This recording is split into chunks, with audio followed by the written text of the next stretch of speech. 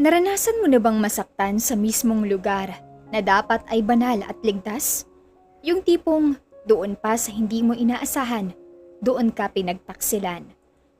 At anong gagawin mo kung sa isang iglap, mapilitan kang pakasalan ang taong hindi mo mahal? Lumaki si Cassandra na sunod sa kagustuhan ng pamilya, isang dalagang inihanda para sa buhay sa kumbento. Tahimik, masunurin at tila nakalaan na ang landas. Ngunit sa likod ng kanyang pananampalataya, may lihim siyang pag-ibig na handa niyang ipaglaban. Hanggang sa isang araw, gumuho ang lahat. Buo na ang desisyon ko. Sasama ako kay Mike. Yayayain ko siyang magtanan kaming dalawa. Bumuo ng pamilya. Simulat sa pool. Hindi ko naman gusto to. Ayokong magmadre. Gusto kong magkapamilya. Maiintindihan naman siguro ako ng Panginoon kapag ganito ang gusto kong piliin na landas. Hindi ko naman siya iiwan eh. Mananatili ang pananampalataya ko sa kanya. Wala sa sariling wika ni Cassandra habang naglalakad. Bit-bit ang isang bag na puno ng gamit niya. Handa na ang loob na sumama sa 5 taon na niyang lihim na kasintahan na si Mike, na siyang tagapangalaga at tagalinis ng simbahan. Sa kalagitnaan pa lamang si Cassandra ng paglalakad, napahinto siya nang may marinig na boses mula sa likod ng simbahan. Mike, ako ang piliin mo. Mas masarap pa ako kay Cassandra na yun. Mas mahal kita. May pera na ako. Sumama ka lang sa akin. Bibigyan kita ng maayos na buhay. Bibigyan kita ng pamilya. Hindi kita itatago katulad ng babaeng walang alam kung hindi magkulong sa kumbento at malapit na maging madre. Wika pa ng babae.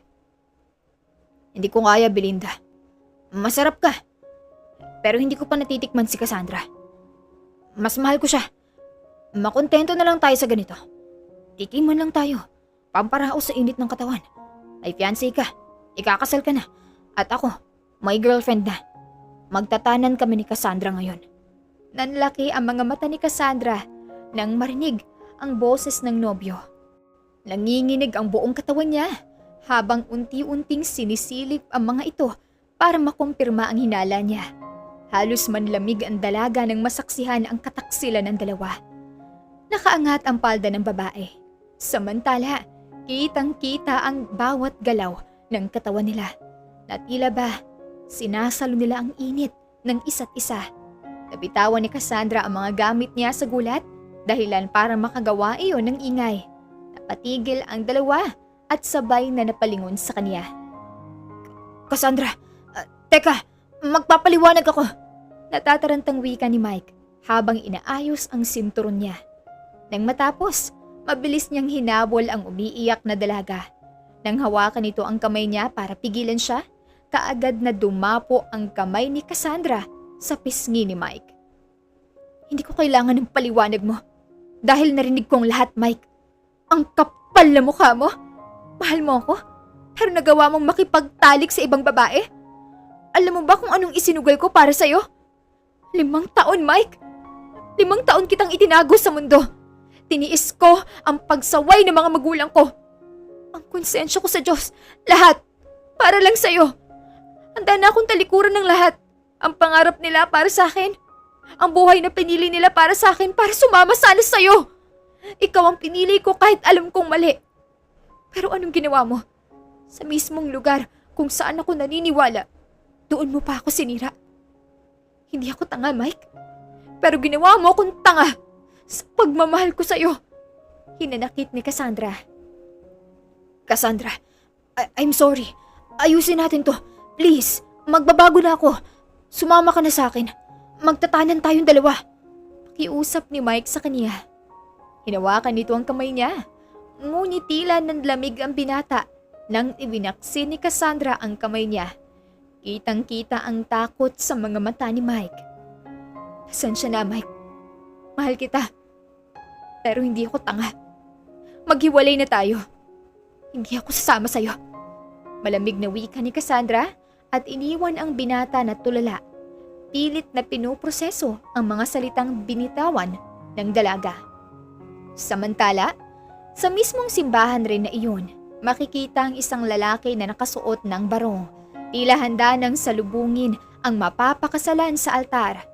Ngunit sa kasamaang palad, walang sumipot na bride. Sorry Alejandro, hindi ko kayang magpakasal sa'yo. Hindi pa pala ako handa. Hindi ko kaya. Parang sirang plaka sa isipan ni Alejandro matapos ang tawag ng babaeng dapat sana ay pakakasalan niya. Tulala siyang nakatayo sa labas ng simbahan. Para sa kanya, wala nang saysay ang pumasok sa loob at maghintay sa altar dahil malinaw na walang darating. Mariin siyang napabuntong hininga. Dahan-dahan niyang kinuha ang isang sigarilyo mula sa bulsa at inilagay iyon sa kaniyang labi. Akmang sisindihan na sana niya iyon nang bigla itong hablutin ng isang kamay. Napatingin si Alejandro sa dalagang nasa harap niya. Namumula ang ilong at mga mata. Tila kagagaling lamang sa pag-iyak. May bakas pa ng sakit sa ekspresyon nito.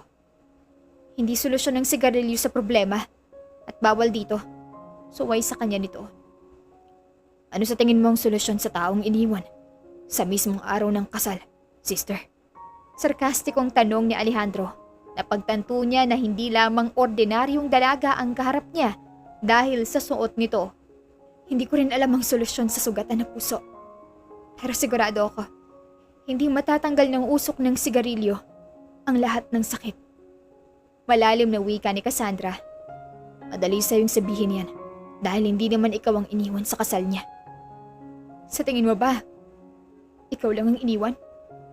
Magkaiba tayo ng sitwasyon, pero parehong masakit. Niloko rin ako ng taong mahal ko. Pareho pala tayong malas ngayon. Napabuntong hininga sila pareho. Tila naiintindihan ang sakit ng bawat isa. Anong plano mo? Tanong ni Cassandra habang pinagmamasdan ang simbahan. Tila naghihintay sa dalawang taong dapat na ikakasal. Sister, tawag sa kanya ni Alejandro. Napalingon si Cassandra sa lalaki. Gusto mo bang palitan ang ending sa araw na to? Anong ibig mong sabihin? Nagtatakang tanong naman ni Cassandra. Magpakasal tayo. Walang pag-alinlangan ng wika ni Alejandro sa kanya na para bang nag-aalok ng bahay-bahayan. Napalunok si Cassandra. Napahigpit ang hawak niya sa laylayan ng suot niyang pangmadre. Para bang kapag binitawan na niya iyon, mabibiyak din ang lahat ng matagal nang itinahi sa kanya. Ang inaasahan ng pamilya, ang kumbentong matagal nang naghihintay, ang buhay na hindi niya kailanman piniling tahakin. Pero sa isang kondisyon. Ano yun? Pagkatapos ito, kailangan mong harapin ang mga magulang ko. Yan lang ba? Huwag kang mag-alala. Ilalaban kita. Alam kong hindi mo rin gustong magmadre. Kitang-kita sa mga mata mo na ibang landas ang gusto mong tahakin. Malalim na wika ni Alejandro. Siya nga pala. Ano nga palang pangalan mo? Alejandro Monteverde. Ikaw, Cassandra Vargas. And soon to be Cassandra Vargas Monteverde. At sa kasunduang yun, hindi dahil sa pag-ibig, kundi dahil sa pagkawasak. Pareho nilang tinahak ang loob ng simbahan. Nagtataka man si Cassandra kung bakit ni walang isang tao at pari lamang ang naroon. Sa kabila nun, ginawa niya pa rin ang tungkulin niya. Nagsuot ng singsing at kauna-unahang pagkakataong tinanggap ang halik ng isang estranghero. Ano ang gagawin mo kung sa araw na iniwan kayo pareho, nagtagpo ang dalawang pusong sugatan? Magiging tama ba ang isang kasal na binuulang ng sakit? O iyon pala ang simula ng pag-ibig na hindi ninyo inaasam? Ayan na, napirmahan ko na lahat. Meron pa ba? Tanong ni Cassandra matapos pirmahan lahat ng mga papeles na nagpapatunay na kasal sila ni Alejandro. Iyon ang inasikaso ng dalawa sa araw ng honeymoon sana nila. Wala na. Alright, all done. Katulad ng usapan, 2 buwan lang to. Pagkatapos ito, malaya na tayo sa isa't isa. Ako na maghahanda ng annulment natin sa susunod. Nakangiting wika pa ni Alejandro. Walang problema. Ngayon, panahon naman para ikaw ang tumupad sa usapan natin. Handa ka nang harapin ng mga magulang mo. Alam kong nabalitaan na rin nilang nangyari. Kaya hindi na ako makakatakas sa kanila. Ang gagawin ko na lang ay harapin sila. Halos mamawi si Cassandra habang tinatahak nila ang lugar papunta sa bahay nila. Pagkapasok sa bahay, isang malakas na sampal ng ina ang sumalubong kay Cassandra. "Malandi ka!" Sigaw ng ina niya. Nanginginig sa galit. Naramdaman niyang umalarma si Alejandro sa likuran niya. Ngunit kaagad niya itong palihim na sinenyasan na huwag munang mangialam. "Ma, sorry po." Sinubukang abutin ni Cassandra ang kamay ng ina ngunit inilayo lamang iyon ng ginang. "Matagal ka naming inihanda sa kumbento. Pinag-aral ka namin para sa Diyos. Tapos ganito ang gagawin mo? Tumakas ka!" "Hindi po ako tumakas, Ma." "Hindi ka tumakas? Tignan mo ang sarili mo. Ano ka ngayon? Nagpakasal ka sa lalaking hindi mo man lang ipinakilala sa amin ng formal?" "Sa buong buhay ko po, sinunod ko kayo. Kahit ayaw ko. Kahit hindi ko na kaya. At kung magpapaalam man akong magpakasal, alam kong hindi niyo ako papayagan. Alam mo naman palang hindi eh. Ginawa mo pa rin. Kahit kailan. Tanga ka talagang bata ka. Dinala kita sa kumbento para matuto ka. Walang maitutulong ang mga punyetang passion mo sa pagguhit ng mga walang kwentang bagay. Sinusubukan kong ayusin ang landas mo pero ikaw mismo ang sumira nun. Nagrebelde ka. Bakit hindi ka tumulad sa mga kapatid mo? Ngayon, ang ate mo, madre na. Payapa ang buhay. Alam mo kung bakit? Dahil sinunod niya ang gusto ko. Dahil yun din ang pangarap ni ate. Pero ibang pangarap ko, Ma. Hindi kami pareho ni ate ng gusto. Hindi talaga kayo pareho ng ate mo kasi mas tanga ka sa inyong dalawa. Puro kalandian at kabobohan lang ang alam mo. Palibhasa. Anak ka lang sa labas, kaya ganyan kabalastog ang ugali mo." Umiiling na wika ng ina niya. Kitang-kita ang dismaya sa mukha nito. Tila kumurot sa dibdib ni Cassandra nang marinig yun. Ito lamang ang kauna-unahang beses na iniungkat iyon nang itinuturing niyang ina. "Hindi ko po sinasadya kung bakit ba ako napanganak sa mundong to. Hindi ko rin po sinasadya na ibang pangarap na gusto niyo para sa akin. Ito lang pong unang beses na pinili kong sarili ko, Ma. Bakit hindi ka nalang maging masaya para sa akin?" "Wala akong pakialam sa pangarap mo, Cassandra. Ang gusto ko, pangarap ko ang sundin mo. Upang sa paraan na yon, doon ako magiging masaya. Para sa akin yon. Para sa akin ka, magiging maayos. Para magiging maganda tignan sa mata ng ibang imahe mo. Para naman, mapagmamalaki kita na malinis ka. Iba ka sa ama mo. Pero katulad ka rin pala niya." Parang biglang sumikip ang hangin sa dibdib ni Cassandra. Dahan-dahan siyang napayuko. Nanginginig ang kamay. Nanubig ang mga mata niya sa narinig. "Hindi po ako siya. At hindi rin po ako buhay na ginawa lang para ayusin ang imahe niyo." Nanlaki ang mga mata ng ina ni Cassandra sa gulat dahil ito lamang ang kauna-unahang pagkakataon na sumagot ito sa kanya. Humakbang ang ina palapit sa kanya. Ang mga mata nito ay puno ng galit. "Anong sabi mo?" "Sinusubukan ko pang maging mabuting anak. Pero sa bawat pagkakataon, hindi po ako sapat. Kahit kailan po ba? Naging sapat ako sa inyo?" Iniangat ng ina niya ang mga kamay. Napapikit ang babae. Handang salubungin ng pisngi niya ang mabigat na kamay ng ina. Ngunit napadilat siya nang hindi iyon dumapo. Nangilid ang luha niya nang makita ang kamay ni Alejandro na pumipigil sa kamay ng ina. "Tama na po." Magalang na awat ni Alejandro. "At sino ka para sumingit sa usapan namin?" "I'm sorry, but I can just stand here watching my wife being treated this way." Mariing wika ni Alejandro. Kitang-kita ang panginginig ng ina ni Cassandra sa galit. Mabilis niyang hinablot ang kamay niya mula sa pagkakahawak ng lalaki at matalim ang titig habang tinitignan ang dalawa. "Pinili mo to, Cassandra. Pinili mong ipahiya kami. Pinili mong sirain ang lahat ng iningatan namin para sa'yo. Akala mo ba madali lang para sa akin ang palakihin ka? Akala mo ba hindi ko isinakripisyo ang lahat para maiahon ka sa buhay na pinanggalingan namin?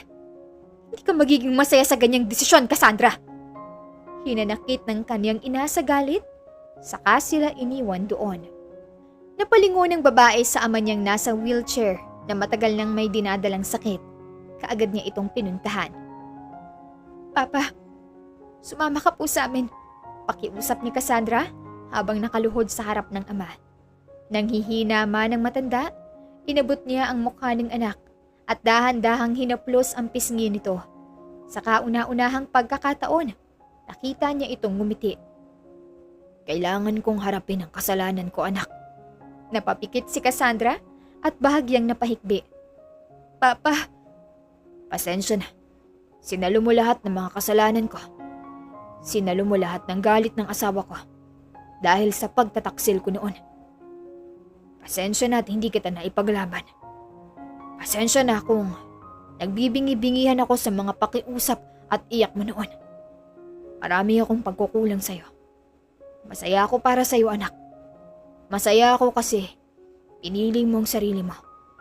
Pinili mo ang daan na gusto mong tahakin. Napahikbi si Cassandra.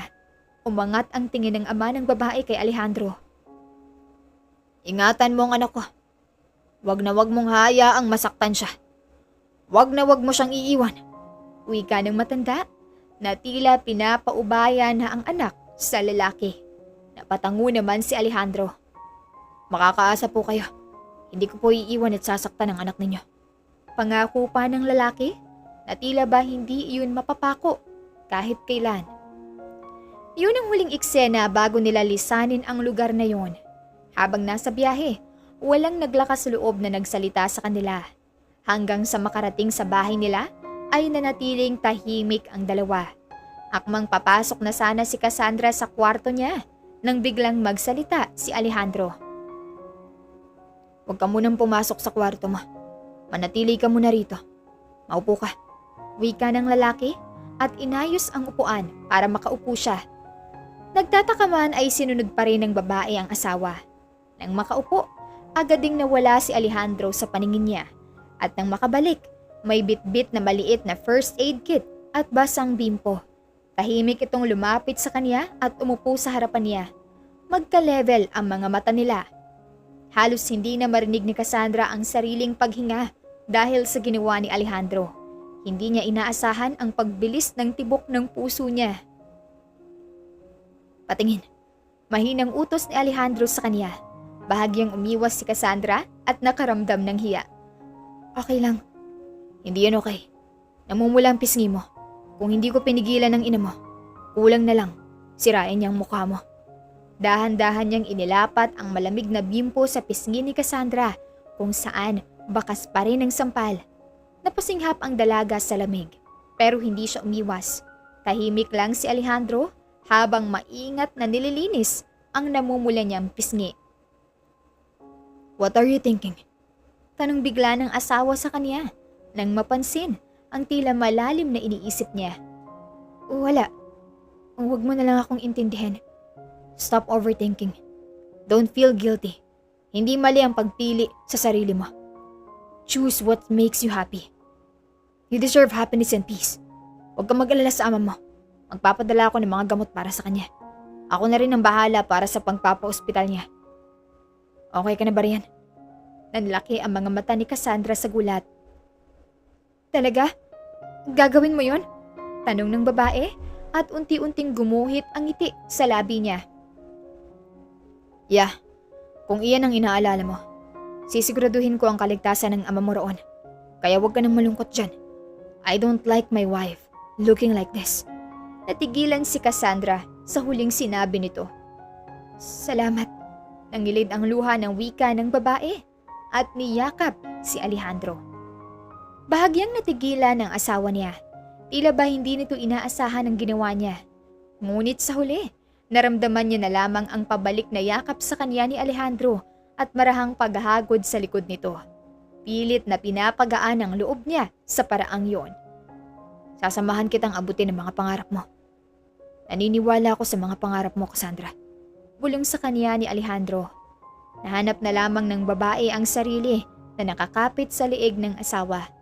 Habang binubuhat siya nito na naka-bridal style patungo sa sarili nitong kwarto.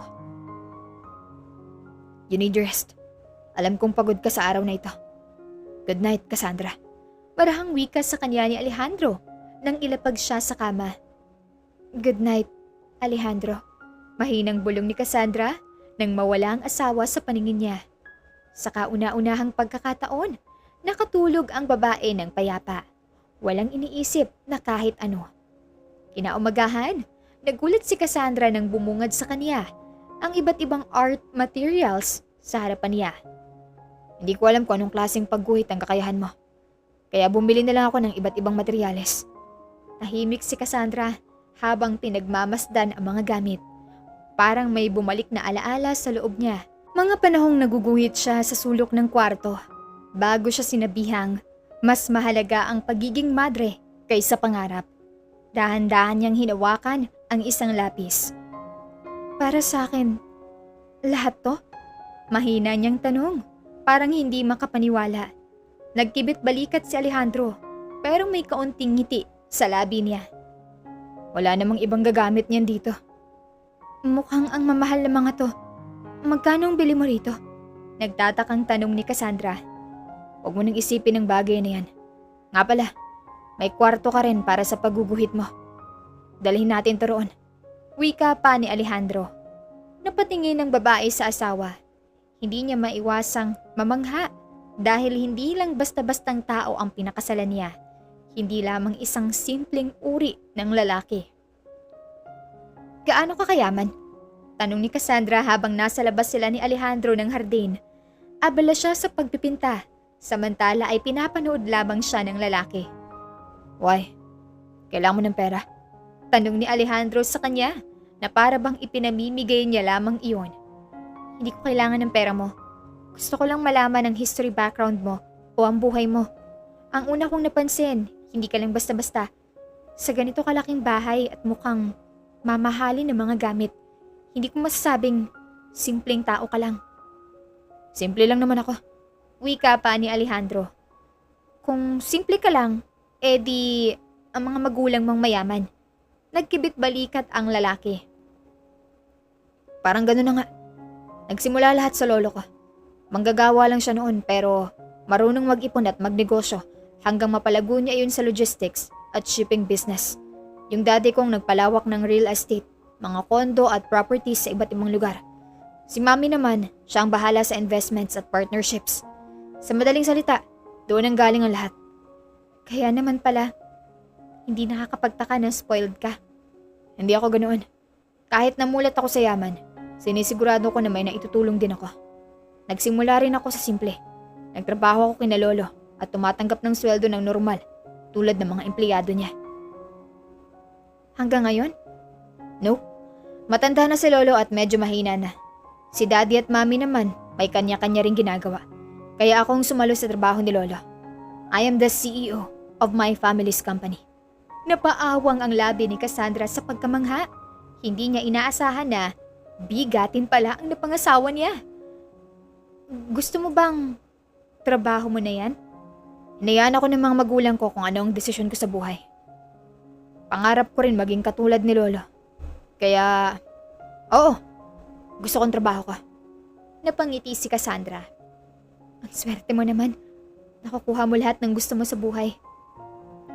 Hindi lahat, Cassandra. May mga pagkakataon din na kahit akala ko nasa akin ang lahat, pakiramdam ko, kulang pa rin. Ironically, ganun talaga ang tao. Minsan, nakakalimutan nating pahalagahan ng mga bagay na nasa harap na natin. Mas hinahanap pa natin kung anong wala. Hanggang sa maramdaman nating may kulang, kahit wala naman talaga. Hindi mapigilan ni Cassandra na mapahanga kay Alejandro. Kasi mas madaling hanapin kung anong kulang, kaysa harapin kung anong meron. Mas madaling mangarap ng iba, kaysa pahalagahan kung anong nasa harap na natin. Siguro kaya tayo nasasaktan, kasi hindi natin alam kung kailan tayo makukontento. O baka, hindi talaga natin hinahayaan ang sarili nating makontento. Or maybe, natatakot lang tayong tanggapin na sapat na pala. Natahimik si Cassandra at hindi mapigilang sumang-ayon sa asawa. Tapos ka na ba riyan? Let me see that. Wika ni Alejandro at bahagyang sinilip ang sining na gawa niya. Tapos na, nakangiting wika naman ni Cassandra at iniharap sa lalaki iyon. Damn, Ang galing mo. Ang ganda. Magical din yung kamay mo ah.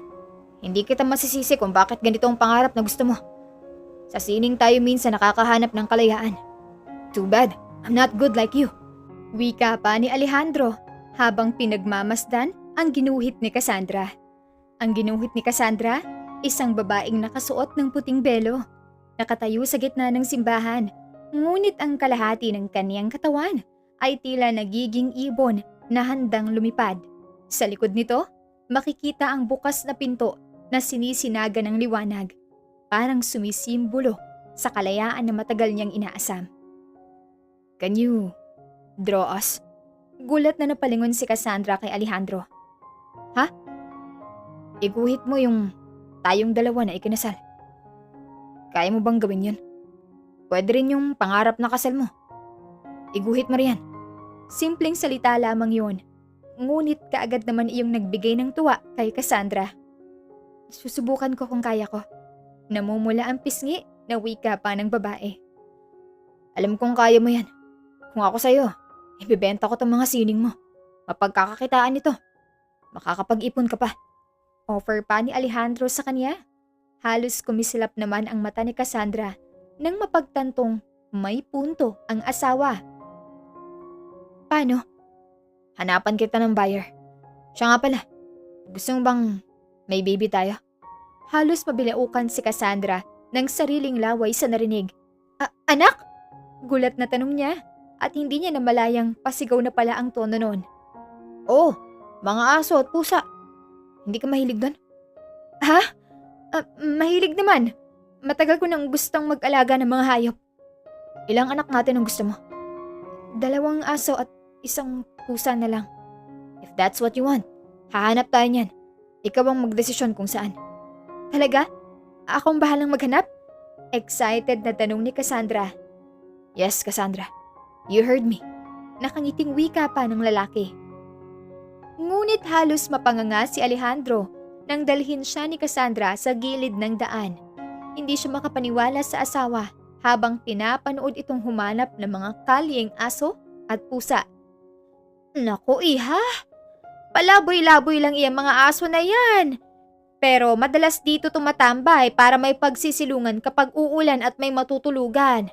Kawawa nga, sinasaktan pa ng mga tao rito minsan kapag tinatahulan sila kasi natroma na rin siguro. Talaga po? Kawawa naman. Nakangusong wika ni Cassandra.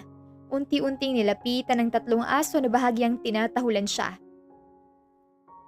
Cassandra, mag-ingat ka. Baka kagatin ka nila. Wika pa ni Alejandro. Pilit na pinipigilan ang asawa. Ngunit napahagik-gik si Cassandra nang biglang tumigil ang mga aso sa pagtahol. Marahan niyang hinimas ang mga ulo ng mga ito. Pwede bang sila na lang ang kunin natin? Tanong ni Cassandra. Napabuntong hininga na lamang ang lalaki. Ngunit sa huli ay napapikit na lamang ito ng mariin at wala ring magawa kung hindi pagbigyan ang pakiusap ni Cassandra. I didn't expect this. Akala ko, bibili ka sa pet shop o kukuha ka ng may breed. Pero kinuha mo yung mga walang pumipili. Wika ni Alejandro habang tinutulungan si Cassandra sa pagpaligo ng 4 na aso at 2 pusa na pinulot nila sa daan. Napatingin si Cassandra sa mga aso. Marahang hinahaplos ang isa na tila takot pa rin. Kasi sila yung mas nangangailangan. Walang pumipili sa kanila. Kaya gusto ko, ako naman ang pumili. Hindi nila kasalanan kung bakit sila napunta sa ganung buhay. Pero kahit ganon, marunong pa rin silang lumapit kapag may konting kabutihan silang nararamdaman. Marahan niyang hinaplos ang isa sa mga aso na ngayon ay kampante na sa tabi niya. Gusto ko lang maramdaman nila na may lugar sila, na may mag-aalaga sa kanila. Napabuntong hininga si Alejandro, saka napailing. You're too soft for this world. Hindi ako mahina. Pinipili ko lang maging mabuti. Kahit hindi ganun ang trato ng mundo. Then I guess, kailangan kitang bantayan. Biro ni Alejandro, pero may halong totoo. Bakit naman? People may abuse your kindness, Cassandra. Malalim na wika ni Alejandro.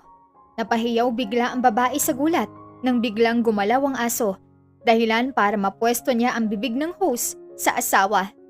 Natigilan si Cassandra nang makitang basang-basa na si Alejandro.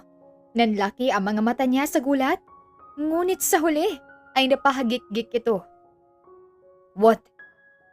You're not gonna say sorry? Tinawanan mo pa talaga ako ah. Woman, you're gonna pay for this. Nakangising wika ng lalaki at inagaw sa asawa ang host. Napasigaw si Cassandra habang tumatawa. Samantala, pilit naman siyang hinabol ni Alejandro habang tinututukan siya ng host. Pareho silang basa, panay tahol naman ang mga aso. Ngunit pareho ring walang pakialam sa paligid, na para bang may sarili silang mundo na ginawa para lamang sa kanilang dalawa. I want to know your life, Cassandra. Alam mo ba kung nasaan ang totoo mong ina? Tanong ni Alejandro habang nakakapit ang kamay sa railings ng beranda nila. Samantala, tahimik na nakahiga lamang ang babae sa banig na kama. Nagtatrabaho siya bilang bayaran. Hanggang ngayon, doon pa rin siya. Ang alam ko, paminsan-minsan, nakikibalita ako sa kanya ng palihim. Gusto mo ba siya makausap? Napailing si Cassandra. Sapat na sa akin ang tanaw lang. Sapat na sa akin kilala ko siya. Na kilala ko ang ina ko. Pero ayaw kong magtagpo ang landas naming dalawa. Hindi ko kaya. Is it because of her job? Siguro, ganun na rin. Gusto ko ng payapa at malayong buhay. Hindi ko yun magagawa kapag magkasama kami. Kasi hindi ko naman siya lubos na kilala, di ba? Oo, ina ko siya. Galing ako sa dugo at pawis niya. Pero hindi ko masasabi na kaya ko siyang pagkatiwalaan. Masyadong mapanlinlang ang mundo, Alejandro. Minsan, nasisilaw tayo sa pagkakataon dahilan ng ikakapahamak at ikakasakit natin. Kaya hanggat maaga pa, dapat iwasan yun. Kahit gusto mo nating lapitan. You're really different. Wala sa sariling wika ni Alejandro. Hindi niya inaasahang makakatagpo siya ng babaeng ganoon kalalim mag-isip sa mga bagay-bagay. Isang buwan ang lumipas. Walang awkward sa pagitan nila. Kung magturingan ng mga ito, parang mag-asawa talaga. I need to work. Napalingon si Cassandra habang nagluluto ng pagkain para sa kanila. Sige, maghahanap na rin ako ng trabaho. Gumuhit ka lang, Cassandra. Akong bahala sa buyer. May bibili kaya? Imposibleng walang bibili. Kung ako lang ay bibilhin ko yan. Pero ayokong isipin na ginagawa ko lang yun para pagaanin ang loob mo kung sakaling wala kang bilib sa sining mo. Maniwala ka sa akin, Cassandra. Magaling kang gumuhit. Salamat, Alejandro. Nga pala, nagawa mo nang pinapaguhit ko sa'yo. Yung pangarap mo na kasal. Napahigpit ang hawak ni Cassandra sa sandok habang naghahalo ng ulam. Hindi niya maiwasang bumilis ang tibok ng puso niya. Hindi pa rin siya naninibago. Pakiramdam niya, sa bawat araw na kasama niya si Alejandro, magaan at payapa ang isip niya. Ngunit hindi maiwasang makaramdam ng kakaibang pakiramdam na tanging ang asawa lamang ang nakakagawa nun. Hindi ko pa natatapos. Wala rin naman kasi akong naisip pa. It's okay. Just take your time. Nakangiting wika pa ni Alejandro sa kanya. Nga pala, tapos na ako sa pagluluto. Talaga? Patikim na ako. Umupo ka na rito. Ako nang bahalang magsandok para sa ating dalawa. Ikaw naman ngayon ang magpahinga. Wika sa kanya ni Alejandro. Naupo na lamang si Cassandra at hindi na kumontra. Iyon din ang ipinagpapasalamat ng babae. Dahil mabuting lalaki ang napangasawa niya. Bukod pa roon, hindi siya nahihirapan dito. Ni kahit isang beses, hindi pa sila nagkaroon ng matinding away na dalawa. Sa madaling salita, parang too good to be true siya para sa lalaki. Ni kahit isang kapintasan, wala siyang nakikitang nahahanap nito. Kaya nagtataka siya kung bakit nagawa pang iwan ng babae ito sa araw ng kasal. Alright, all done. Kumain na tayo. Nakangiting wika ni Alejandro. Naupo ito at pinagsandukan siya ng pagkain. Hinayaan na lamang siya ni Cassandra dahil sanay na siya sa ganitong kilos ng lalaki. Maya-maya pa ay nagsimula na silang kumaing dalawa. Ngunit halos hindi makakain si Cassandra habang pinapanood ang bawat reaksyon ng asawa habang tinitikman ang luto niya. Kumusta ang lasa? Hindi mo ba nagustuhan? Kinakabahang tanong ng babae. Napalunok siya nang mapansin ang seryosong ekspresyon ni Alejandro. I didn't expect that you're also good at this, Cassandra. Masarap ka rin palang magluto. Paano ka natutong magluto gayong puro pag-aaral lang sa kumbento ang ginagawa niyo? Kailangan din naming matuto. Hindi lang dasal at aral ang itinuturo sa kumbento. May mga gawain din. Paglilinis, pag-aalaga at pagluluto. Pero mas gusto ko talaga ang pagguhit. Kapag gumuguhit ako, pakiramdam ko, ako lang yon. Walang nagdidikta kung ano ang dapat kong gawin. Then keep doing it. Kung dun ka masaya, huwag mong tigilan. Bahagyang napangiti si Cassandra. Ikaw, may gusto ka bang gawin na hindi mo magawa? Natigilan si Alejandro sa tanong. Huminto siya sa pagkain sa kamarahang napabuntong hininga. Meron. Maikli niyang sagot. Ano yun? Mabuhay nang hindi ako kailangan magpanggap. Diretso niyang sagot. Napakunot ang noo ni Cassandra. Nagpapanggap saan? Sa mundo ko, Cassandra. Dahil kailangan. Makahulugang wika pa ni Alejandro. Hindi maalis sa isip ng babae ang sinabi ng asawa sa kanya. Gusto niya mang usisain ito ng maraming tanong, ngunit alam niyang wala siya sa lugar upang magtanong. Katatapos lamang ni Cassandra sa pagguguhit, maging paglilinis ay nagawa niya na rin. Napasimangot siya ng makaramdam ng pangulila kay Alejandro. Wala ito ngayon dahil may trabaho at gagabihin din daw ito ng uwi. Napaigtad si Cassandra sa gulat nang marinig ang doorbell mula sa labas. Halos tumalo ng puso niya. Iniisip na si Alejandro na iyon. Ngunit nang buksan niya ang gate, ang hindi inaasahang tao ang bumungad sa kanya. Mike? Anong ginagawa mo rito? Cassandra, mag-usap tayo. Ano tong nabalitaan ko? Nagpakasal ka? Paano ako? Paano tayo? Yung pangarap natin, Cassandra. Yung mga plano natin. Kaya mo ba ako hiniwalayan dahil may iba ka na pala? Kitang-kita ang tinatagong galit at sakit sa mga mata ni Mike. Galing pa talaga sa'yo mga salita na yan? Mike, ikaw ang nagloko sa ating dalawa. Kung nagpakasal man ako, wala ka nang pakialam doon. May pakialam ako dahil kasintahan mo ko. Nakipaghiwalay na ako sa'yo, Mike. Hindi ako pumayag, Cassandra. Sa relasyon, dapat dalawa tayong sumasang-ayon. Hindi lang ikaw ang nasa relasyon na to. Dalawa tayo, Cassandra. Kaya dalawa tayo magdedesisyon kung ipagpapatuloy pa bang relasyon o hindi. Huwag mo akong diktahan, Mike. Hindi mo ako pag-aari para kontrolin mo kung kailan ako lalaya. Mariin niyang sagot.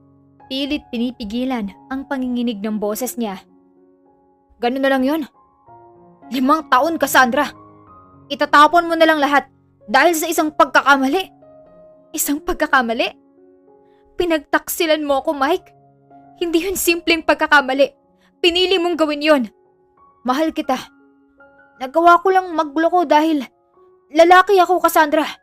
May pangangailangan din ako na alam kong hindi mo kayang ibigay sa akin. Kaya nadala ako sa tukso. Hindi ko sinasadya yun. Maniwala ka naman oh.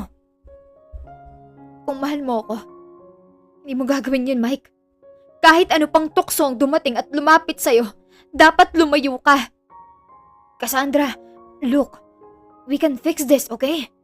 Aayusin natin to. Pag-isipan mo mabuti to. Huwag kang magpadalos-dalos. Alam mo bang hinahanap kita? Akala ko may masamang nangyari sa'yo tapos nabalitaan ko na sumama ka sa lalaki. Ang mas malala, nagpakasal ka pa talaga. Cassandra, alam kong mahal mo pa rin ako. Alam kong ako pa rin talagang laman ng puso mo. Hindi ko alam kung bakit mo pinakasalan ng lalaki na yun. Magkakilala ba kayo? Nandito ako para bawiin ka. Sumama ka na sa akin, Cassandra. 5 taon tayo. Alam kong hindi mo ako kayang kalimutan. Mike, sorry. Pero ayokong sumama sa'yo. Malungkot na wika ng babae. Hinawakan bigla ng lalaki ang kamay niya. Nanlaki ang mga mata niya nang humigpit ang hawak doon ni Mike. Pilit siyang nagpumiglas, ngunit halos dumiin ang mahabang kuko ng lalaki sa balat niya sa sobrang higpit ng hawak sa kanya. Mike, nasasaktan ako! Wika pa ni Cassandra habang nangingilid ang mga luha. Pakiramdam niya ay parang ibang tao ang kaharap niya. Hindi na ito ang dating kasintahan na kilala niya. na maalaga at iniingatan siya, na para bang noon kahit lamok hindi makadapo sa kanya. Ngayon, halos taliwas iyon sa ugaling ipinakita sa kanya noon ni Mike. Puno ng galit ang mga mata nito at sa hawak nito sa kanya, para bang kaya siya nitong durugin kung kailan niya gusto. Bitawan mo siya. Malamig na wika ng kung sino sa likuran nilang dalawa. Alejandro, pagtawag ni Cassandra sa pangalan ng asawa.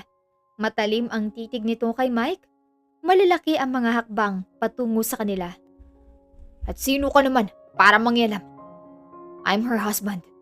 Kaya kung hindi mo pabibitawan ang asawa ko ngayon, hindi mo gugustuhin ang gagawin ko sa'yo. Asawa? Tang-ina ka pala. Ako nobyo nito. 5 taon kaming may relasyon. Kaya huwag ka mangyalam. Napangiwi si Cassandra sa hawak sa kanya ni Mike. Nandilim ang mga mata ni Alejandro nang makita ang reaksyon ng asawa. Bitawan mo siya. Nasasaktan siya. Huwag kang makialam. At wala kang... Hindi na natapos si Mike sa pagsasalita nang biglang hawakan ni Alejandro ang kamay niya at walang hirap na inikot iyon. Halos mamilipit ang lalaki sa sakit dahil halos mabali ang buto niya sa ginawa ni Alejandro. Inaasahan mo na papanoorin lang kita habang sinasaktan ng asawa ko. I can't stand here watching my wife being treated this way. Galit na wika ni Alejandro. Nanlaki ang mga mata ni Cassandra sa gulat. Nanginginig man ang kamay ngunit hinawakan niya ang kamay ng asawa upang awatin ito. Alejandro, tama na. Pumasok na lang tayo. Hayaan mo na siya. Please. Pagmamakaawa ni Cassandra na ngayon ay nangingilid na ang mga luha. Nang dumako ang tingin sa kanya ng asawa, napalitan ng malambot na ekspresyon ni Alejandro. Dahan-dahan niyang binitawan si Mike at hinawakan ang kamay ni Cassandra. I don't want to see your fucking face anymore. Kapag makita pa ulit kita at sinaktan mo muli ang asawa ko, babasagin ko yung mukha mo at uubusin kong baliin ang buong buto mo hanggang hindi ka na makagalaw. Pagbabanta pa ni Alejandro kay Mike, kaagad na dumaan ang takot sa mga mata ng lalaki. Di pa ako tapos. Tandaan nyo, babalikan ko pa kayo. Babawiin ko si Cassandra sa'yo. Mariing wika ni Mike bago sila talikuran. Matalim na sinundan ni Alejandro ng tingin ng lalaki. Ngunit nang lingunin niya muli ang asawa, otomatikong lumambot ang ekspresyon nito na para bang natatakot siyang makita ni Cassandra ang ganoong pagkatao niya. Are you okay? Let's go. Pumasok na tayo. Wika ni Alejandro at inakay siya papasok sa bahay nila. Nang makapasok, inalalayan siya ng lalaki na umupo. Kumuha ito ng medicine kit at tumabi sa kanya. Muling nagdilim ang mga mata ni Alejandro habang ginagamot ang naiwang bakas ng kuko ni Mike. Take a rest, Cassandra. Hindi kita iiwan dito. I'll make sure that you are safe when you're with me. Paano ako masasanay? Mahinang tanong ni Cassandra. Napalingon naman si Alejandro nang marinig ang sinabi niya. Masasanay saan? Paano ako masasanay mag-isa, Alejandro? Alam nating 1 buwan na lang ang natitira bago tayong maghiwalay at bumalik sa kanya-kanya nating buhay. Baka nakakalimutan mo na hindi seryoso itong kasal natin. Mag-asawa tayo sa ngayon, pero sa susunod na buwan, hindi na dahil tapos na ang kontrata natin. Napatiimbaga ang lalaki sa narinig. Why don't we break the contract and forget about it, Cassandra? Bumilis ang tibok ng puso ng babae sa narinig. Pakiramdam niya ay nabingi siya sa sariling kabog ng dibdib. Anong ibig mong sabihin? Wala naman sa kontrata na hindi natin dapat baguhin yun, di ba? Cassandra, I want to know you more. Alam kong mabilis para sa'yo to. Pero habang tumatagal, mas lalo kitang nagugustuhan. Sa simula pa lang nakuha mo ng atensyon. Ngayon na tumatagal, mas lalong lumalalim kung ano man itong kakaibang nararamdaman ko sa'yo. This is not just a simple feelings. Alam kong kakaiba tong nararamdaman ko sa'yo. It's hard to explain, Cassandra. But let me know you more. Don't break our marriage. Huwag mo akong hiwalayan. Kahit kasal na tayo, handa akong ligawan ka. Handa akong maghintay hanggang sa suklian mong nararamdaman ko sa'yo. I'm willing to give you everything. Just please, be with me. You already give me everything, Alejandro. Maging ako, Parang ayokong itigil ang kontrata natin. I've never felt like this. Kaya, sige, pumapayag ako sa alok mo. Kasi alam kong iisa lang ang nararamdaman natin na kung minsay mahirap pangalanan. Subukan natin kung tayo talaga sa isa't isa. Kung pwede ba talaga tayo. Umiinit ang pisngi na wika pa ni Cassandra. Napangiti naman ng malapad si Alejandro. So, you're also looking forward for our relationship, huh? Don't worry, Cassandra. Akong gagawa ng tadhana natin dalawa. Kahit ang tadhana ay aatras kapag akong gagalaw at gagawa ng paraan para tayo pa rin sa uli. You're not hard to love, Cassandra. Pakiramdam ko nga, isang hawak at titig mo pa lang sa akin. Lunod na ako. But I don't want to rush everything. Let's take it slow. Pero gusto kong makulong pa rin tayo sa isa't isa. Para sa akin ka pa rin. At iyo ko. Dahil sa kondisyon na yun, at aminan ng nararamdaman sa isa't isa, umabot na sa 6 na buwan. Hindi nasunod ang kontrata nilang dalawa. At habang tumatagal, hindi rin nila maikubli na mas lalong lumalim ang nararamdaman nila sa isa't isa. Ang dami mo yatang oras ngayon ah. Hindi ka ba kailangan sa trabaho mo? Halos araw-araw ka na lang dito sa bahay. Hindi ka na lumalabas. Buti hindi tayo nagkakasawaan na magkita ng isa't isa. Walang kabuluhan lang naman ang mga ginagawa natin at pinag-uusapan. Natatawang wika ni Cassandra habang nakaupo si Alejandro at nagpo-posing habang siya abala sa pagguhit sa asawa. Everything is not a waste of time when I'm with you. Hindi boring kapag ikaw at mas lalong tumatagal. Mas lalo akong nananabik sa'yo, Cassandra. At saka, I can work here. Kaya kong ihati ang trabaho ko at obligasyon ko bilang asawa mo. Masaya ako kapag nakikita kang nakangiti habang nagkukwento. Kahit wag nang lumabas. At ikaw ang kaharap ko araw-araw. Hindi nakakasawa yun. Nakakaswerte yun. Namula naman kaagad ang pisngi ni Cassandra sa narinig. Palagi na lang tayo rito sa bahay, hindi lumalabas. Nahimigan ang lungkot sa boses ng babae. Palagi niyang naiisip yun. Ngunit hindi niya magawang questionin iyon sa asawa dahil nahihiya siya. Yan din ang naisip ko. Kaya nga naghanda ako ng lugar na pupuntahan nating dalawa. Anong ibig mong sabihin? Ayokong isipin mo na kinukulong kita rito. Kaya inihanda ko ng passport nating pareho para sa bakasyon. Tinapos ko na rin ang dapat na tapusin sa trabaho para walang istorbo sa ating dalawa. Nanlaki ang mga mata ni Cassandra sa gulat. Talaga? Naisip mo yon? Cassandra, alam kong hindi ka magaling magsabi ng mga nararamdaman mo. Mas pipiliin mong manahimik kaysa magsalita. But please, remember that when you are with me, you're allowed to speak your heart. I don't want to make you feel that you're engaged. Kasi hindi ganoon ang pagmamahal. May puwang ka para magsalita. May karapatan kang sabihin ang saloobin mo. Hindi ka robot na susundin mo lang kung ano ang desisyon ko, okay? You have a freedom to choose. Kasi asawa mo ko. Mag-asawa tayong dalawa. Handa akong makulong sa palad mo. Wag lang ikaw ang ikulong ko. Kasi ayoko ng ganoon. Kaya kong maging magmukhang alipin sa ating dalawa. Ngunit hindi ko matitiis kapag pakiramdam ko, kinokontrol kita. Cage me all you want, Cassandra. I'm willing to embrace it. Tila may humaplos sa puso ni Cassandra nang marinig yun. I'm willing to be honest with my feelings from now on. Pero, hindi kita kayang ikulong, Alejandro. Kasi hindi rin ganoon ang pananaw ko sa pagmamahal. So, you love me too? Nakangising tanong ng lalaki. Ngunit bakas ang kislap sa mga mata nito. Itatago ko pa ba itong nararamdaman ko? You said you want me to be honest with my feelings, Alejandro. Kaya, oo, mahal na kita. At habang tumatagal, mas lalong lumalalim ang nararamdaman ko sa'yo. Natatakot ako na baka hindi na ako makaahon. Hindi mo kailangan umahon, Cassandra. Kaya handa akong saluhin ka kahit gaano pa kalalim yan. Basta, wag mo lang akong iwan.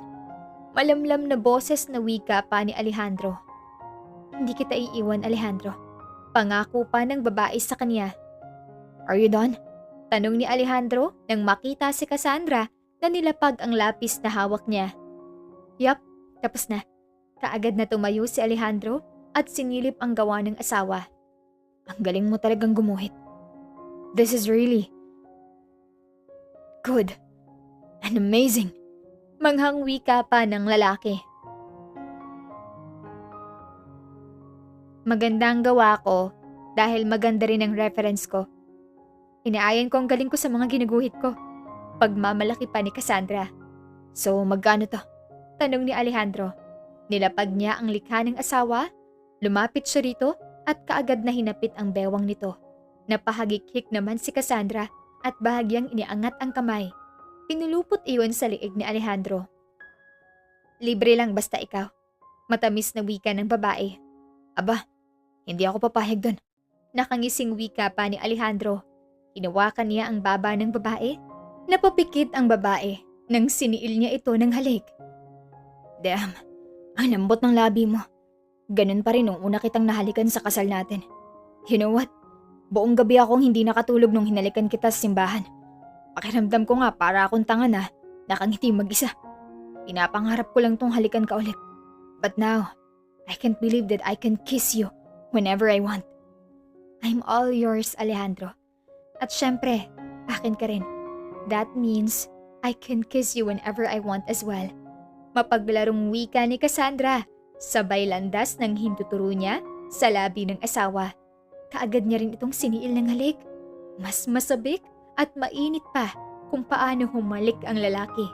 Nang maghiwalay ang labi nila, naghabol pa siya ng bahagyang pagkagat sa labi ng asawa. Damn, I can't believe that innocent face hides something this dangerously tempting. Gulat na wika ni Alejandro na para bang hindi siya makapaniwala na may ganito palang side ang asawa niya. At wag na wag kang mapapagod na i-discover ang lahat ng bahagi ko, Alejandro. I want you to discover the whole version of me. At ikaw lang ang taong gusto kong makasaksi sa lahat nun. Wala nang iba. But I just want you to know. Mahal ko kahit anong bersyon na mayroon ka. Mahal kita sa kung sino ka pa. Tanggap kita kahit anong bahagi pa ng buhay mo. Kaya ayoko na may tinatago tayo sa isa't isa ha. Kung may problema, sabihin mo sa akin. Ayoko na nagsisinungaling. Bahagyang napaiwas ng tingin si Alejandro, tila may malalim na iniisip. Ngunit sa huli, napangiti rin ito ng harapin ng asawa. Basta, huwag mo lang akong iwan, Cassandra. Huwag na wag mo akong hiwalayan. Tila takot na wika pa ng lalaki. Hindi kita iiwan, Alejandro. Pangako pa ng babae sa asawa. Ngunit kung kailan na nagsisimula pa lamang sila, sa kabilang banda, may dalawang taong gustong mag-set up para sirain ang relasyon na binubuo nilang dalawa.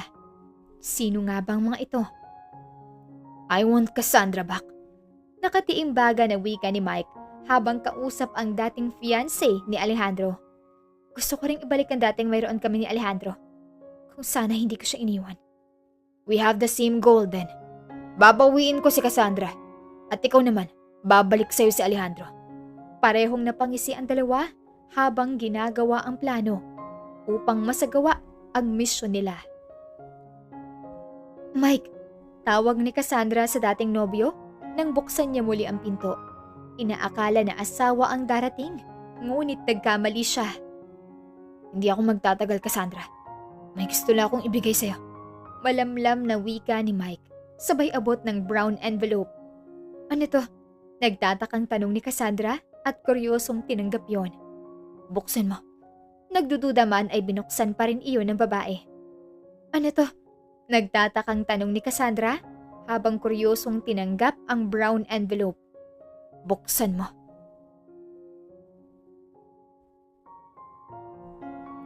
Nagdududa man, dahan-dahan pa rin niya itong binuksan. Nanlaki ang mga mata niya nang makita ang laman nito. Mga legal na dokumento. May mga kontrata, kopya ng last will and testament ng pamilya Vargas at ilang pahina na may pirma ng mga abogado. Mabilis niyang binalikan ng isang nakabilog na bahagi ng dokumento. The sole heir, Alejandro Vargas, shall only receive his inheritance upon entering into legally recognized marriage. Nanginginig ang kamay ni Cassandra habang binabasa ang bawat salita. Anong ibig sabihin nito? Ibig sabihin, kailangan munang magpakasal si Alejandro bago niya makuha ang buong mana ng pamilya nila. At hindi lang basta man ang pinag-uusapan dito. Kasama riyan ang shares ng Vargas Holdings, mga ari-arian, negosyo at lahat ng ipinamana ng lolo niya. Bakit mo pinapakita sa akin ang mga to? Para malaman mong totoo, Cassandra. Hindi aksidente ang pagpapakasal ninyo. Posibleng bahagi ka lang ng plano niya para makuha ang mana. Alam ni Cassandra na simula pa lamang, hindi talaga aksidente ang pagpapakasal ni Alejandro. Bahagi ito ng kanilang plano. Ngunit hanggang ngayon, ganito pa rin ba ang rason ng lalaki? Yun ay ang gamitin ng kasal nila para makuha nito ang mana? Buong araw na tulala si Cassandra hanggang sa umalis si Mike. Kinagabihan, hindi nag-angat ng tingin ang babae kahit ramdam niya ang yapak ng asawa patungo sa kanya. Cassandra, are you okay? May problema ba tayo? Kanina mo pa ako hindi pinapansin kahit alam ko naman na ramdam mo ang presensya ko. Nag-aalalang puna ni Alejandro. Imbis na magsalita ang babae, inilabas niya na lamang ang brown envelope. Ano to? Buksan mo. Dahan-dahang binuksan ni Alejandro ang brown envelope. Katulad ng reaksyon ni Cassandra, ganoon din ang naging reaksyon ngayon ng lalaki. Ayokong maniwala. Sabihin mo sa akin na fake lang yung dokumento na yan. Halos pakiusap ng babae. Napabuntong hininga si Alejandro, bakas ang lungkot sa mga mata nito. Kaagad namang kumirot ang puso ni Cassandra nang hawakan ng lalaki ang kamay niya. This is not fake, Cassandra. Totoo ang nasa dokumento. Nanikip ang dibdib ng babae sa narinig. Ibig sabihin, ginamit mo lang ako? Pumiyok ang boses ni Cassandra. I'm sorry. Nagsinungaling ako sa'yo. Sorry kung hindi ko sinabi sa'yo yung totoo. Natatakot ako. Natatakot akong iwan mo ako, Cassandra. I don't really love my ex-fiancé. Binigyan ko lang siya ng kontrata na tulad ng sa'yo. 1 buwan. At pagkatapos nun, maghihiwalay na kami. Basta makuha ko na agad ang mana ko. Kaso hindi niya ako sinipot. Tapos bigla kang sumulpot kaya naisip ko na ikaw na lang ang gagamitin ko. Yes, I admit it. At first, ganoon ang intensyon ko. Ang gamitin ka. But you know what? Hindi pa umaabot ng 1 buwan. Cassandra, 2 linggo pa lang. Binago mo na agad ang plano at pananaw ko. Hindi ko tinanggap ang ipinamana sa akin ni Lolo kasi ayokong madungisan ang apelido kong pagkatao mo. I want our surname, clean as you. I fell in love with you immediately, effortlessly. Kaya humingi ako ng extension na abutin pa ng 2 buwan. Hanggang sa gusto ko na lang habang buhay. Maingat na paliwanag ni Alejandro. Sinisigurado na maiintindihan ni Cassandra ang bawat salita niya. Paano ko makakasiguro na hindi mo na ako niloloko ngayon? I'm planning na ipakilala ka sa pamilya ko. They want to see my beautiful wife. Nanlaki ang mga mata ni Cassandra sa gulat. Kasabay ng pagkawala ng tinig sa lalamunan niya ay ang paglaro ng libo-libong paru-paro sa tiyan niya. That's not enough, Alejandro. Ipapakita ko sa iyong papeles na hindi ko tinanggap ang mana ko at tinanggihan ko ang kontrata. Ipapakita ko rin sa iyo ang mga pinaghirapan ko. This time, hindi na ako nagsisinungaling, Cassandra. Hindi na ako magtatago sa iyo ng mga ganitong bagay. Sasabihin ko na lahat-lahat sa iyo. Just please, give me a chance. Pagmamakaawa ni Alejandro habang hinahalik-halikan ang kamay ng asawa. Mahirap buuin ang tiwalang nasira na. Ngunit kung kayo ang nasa sitwasyon niya,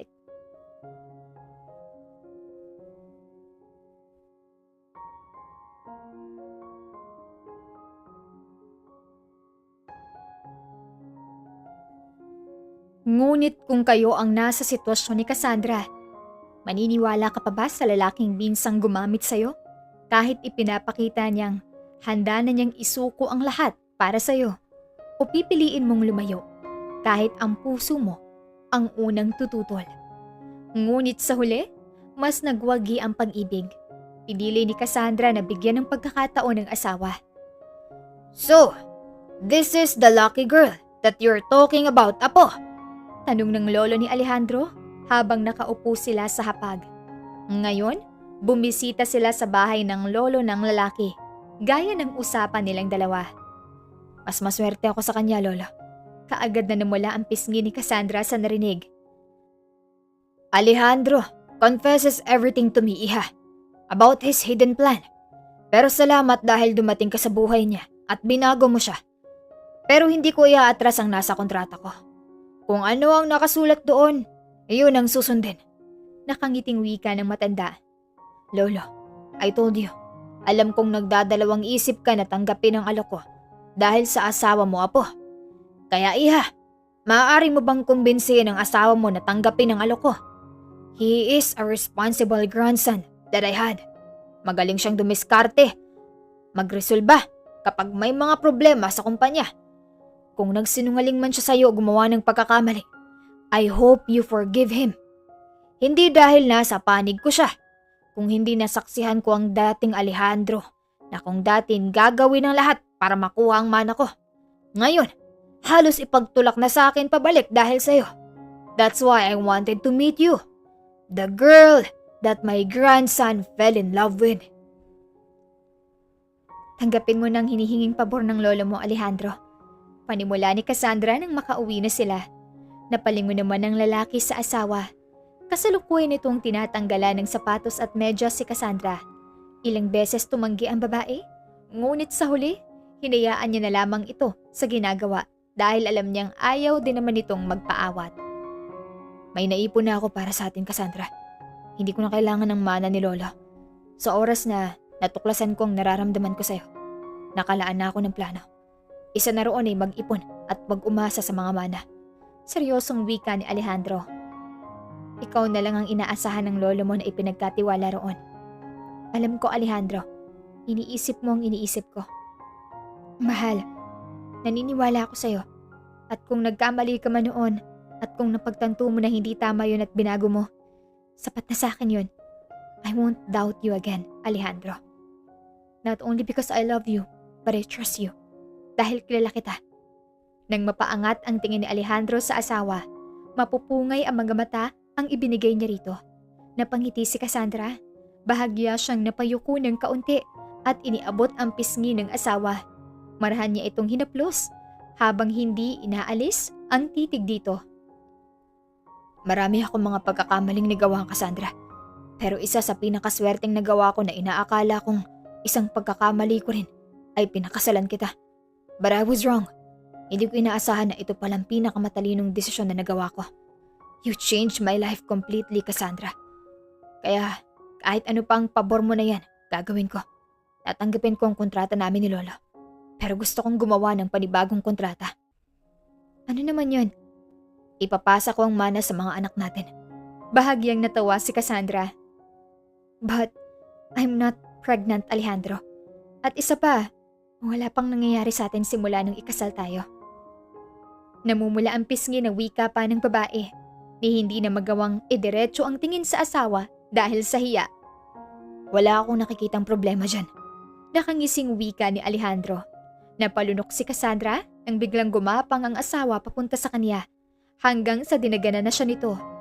Halos pigilan na ng babae ang sariling paghinga nang mapagtanto kung gaano kalapit ang mukha nila sa isa't isa.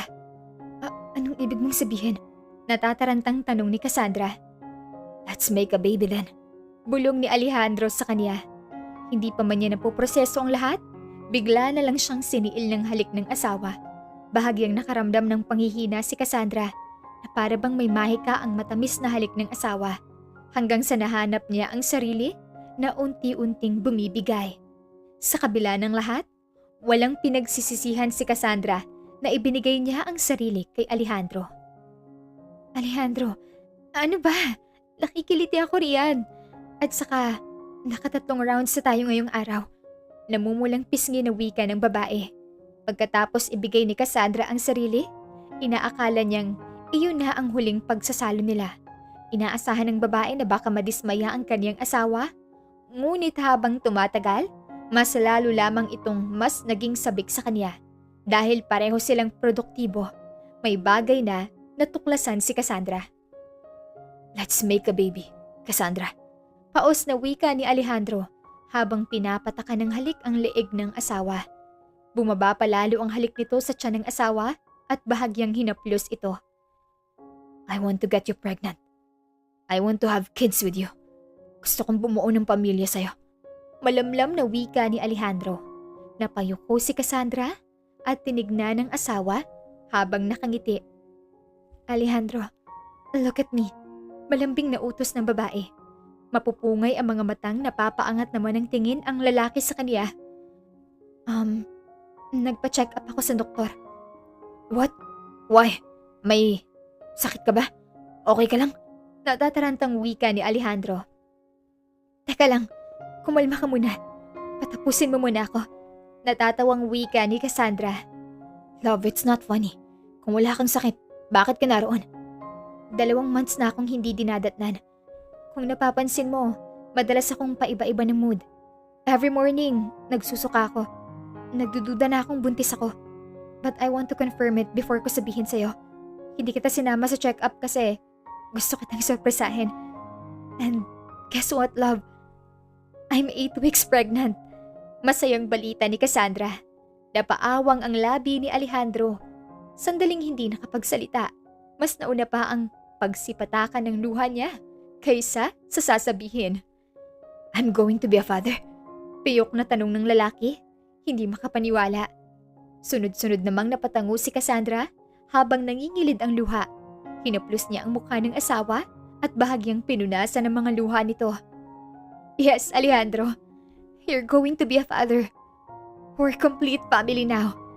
Nang malaman ng lalaki na buntis ang asawa, mas lalo siyang naging maingat dito.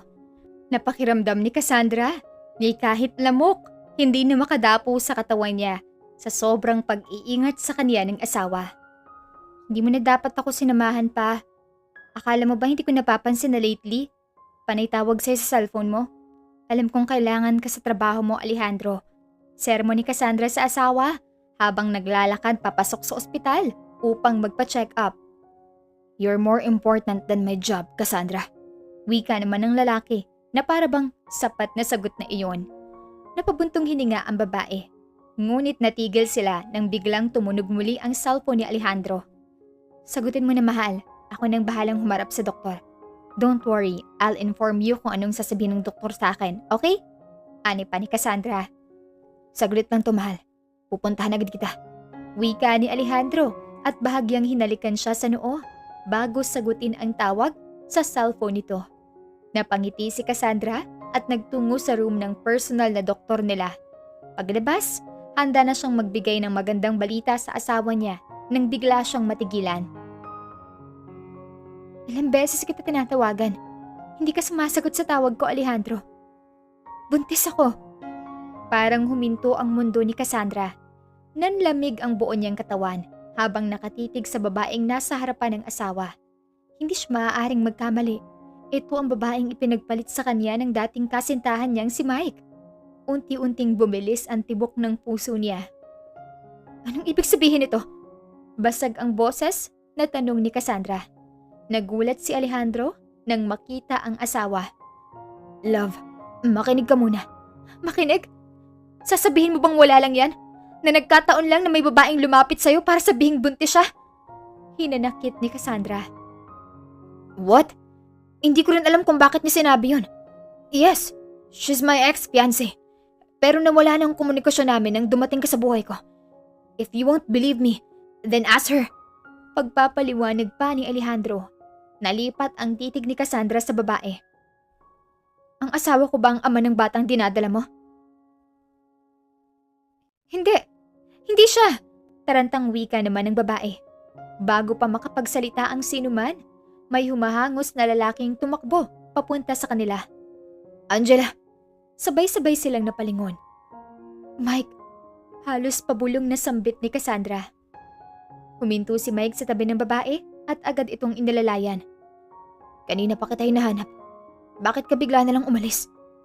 Huminga ng malalim si Angela bago tumingin kina Cassandra at Alejandro. Pasensya na, mali ang naging dating. Humawak siya sa sariling tiyan. Si Mike ang ama ng anak ko. Napakurap si Cassandra. Pakiramdam niya ay biglang nabunutan ng napakalaking tinik ang dibdib niya. Kung ganon, bakit si Alejandro ang pinuntahan mo? Tanong niya. Gusto ko lang ipaalam ang magandang balita. Total, naging bahagi rin siya ng buhay ko noon. Wala akong balak sirain ang relasyon niyo. Gusto ko lang magpaalam ng maayos at sabihin na masaya na rin ako. Nung una akala namin, kaya pa naming ibalik ang nakaraan. Pero habang pilit naming hinahabol ang mga taong hindi na para sa amin, kami palang unti-unting nagiging sandalan ng isa't isa. Wika ni Angela habang nakatingin kay Mike. Napagtanto naming hindi mo pwedeng pilitin ang puso ng taong iba ang pinili. Kaya imbis na habulin ang nakaraan, pinili naming buuin ang kinabukasan namin. Ani naman ni Mike. Napaluha si Cassandra. Lumapit si Alejandro at mahigpit siyang niyakap. I told you, ikaw lang ang mahal ko. Nangako ako sa'yong hindi na ako magtatago ng kasinungalingan, di ba? Napayakap din pabalik si Cassandra sa asawa. I'm sorry. Nagpadala agad ako sa takot. Hindi mo kailangan matakot, Cassandra. Dahil iyo ako. Mariing sagot ni Alejandro. Napasinghap ang babae nang maramdaman ang malamig na singsing na isinuot sa kanya ng asawa. Magpakasal tayo ulit, mahal. Hindi dahil sa kontrata, kundi totoo na to. I want to marry you properly and real. Marahang wika ni Alejandro. Nagsimulang magsibagsakan ng luha ni Cassandra habang sunod-sunod na napatango. Lumipas ang ilang buwan. Sa ilalim ng ginintoang sikat ng araw, muling naglakad si Cassandra sa pasilyo. Nakasuot siya ng wedding gown na eksaktong-eksakto sa disenyo ng painting na minsan niyang iginuhit. Ang gown na matagal niyang pinangarap. Ang harding puno ng puting rosas, ang mga ilaw na tila mga bituin, ang musikang matagal niyang inasam marinig habang naglalakad patungo sa lalaking mahal niya. Lahat ng nasa painting niya ay naging realidad. Sa dulo ng altar, naghihintay si Alejandro habang umiiyak sa sobrang saya. Paglapit ni Cassandra, marahan itong hinawakan ng kamay ng asawa. Ready to marry me again? Nakangiting tanong ni Alejandro. Tumawa si Cassandra habang tumutulo ang luha. 1,000 times. Yes. At sa harap ng kanilang pamilya at mga kaibigan, muli nilang ipinangako ang pagmamahal na minsang sinubok, ngunit hindi kailanman nasira. Minsan, akala natin ay katapusan na ng lahat kapag dumating ang sakit at pagkabigo. Ngunit may mga pagsubok na hindi dumadating upang wasakin tayo, kundi upang ilayo tayo sa maling tao at ihatid sa tamang taong handang manatili. Minsan, yun ang simula ng pinakamagandang kabanata ng buhay. Kung ikaw ang nasa sitwasyon ni Cassandra, pipiliin mo bang magtiwala agad sa taong mahal mo? O hahayaan mong manaig ang takot at pagdududa? Wakas. Maraming salamat po sa inyong pakikinig. Hanggang sa susunod na kwento. Paalam!